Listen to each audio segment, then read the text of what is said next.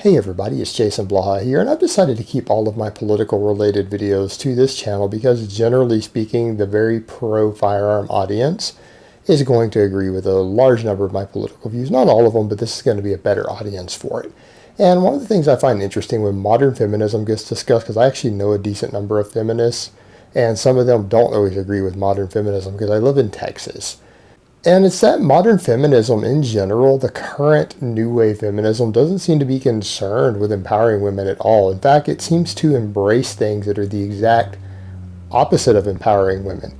They seem to embrace things that will cause women to be raped, it will cause women to be disenfranchised and to be oppressed. And the two biggest things out there, the two biggest threats right now to women's freedom around the world is number one, disarming women.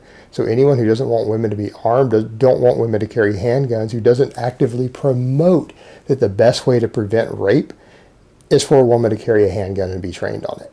That is the absolute most effective deterrent to being sexually assaulted for a female.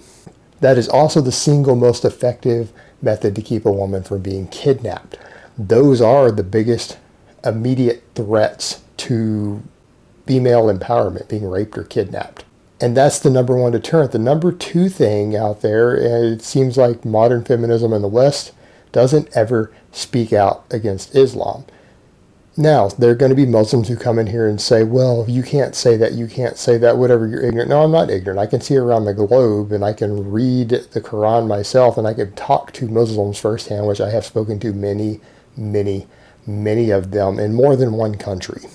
And as a religion, it is the single most oppressive religion currently on earth towards women. It is largely responsible for most of the oppression of females around the globe.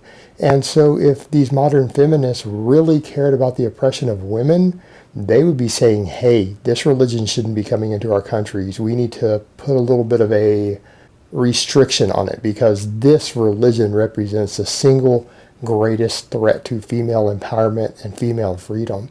Yet you don't see Western feminism discussing either one of these things. These are the biggest threats. They talk about things that don't matter. They talk about silly things like rape culture. They talk about things like doing slut walks. They talk about things that are not going to stop a single woman anywhere in the world from being raped or from being oppressed, while completely ignoring these two number one issues. So the ironic reality is, in the current political climate, many American right-wingers are actually more feminist than the current women who consider themselves to be feminists, which I personally find to be very ironic.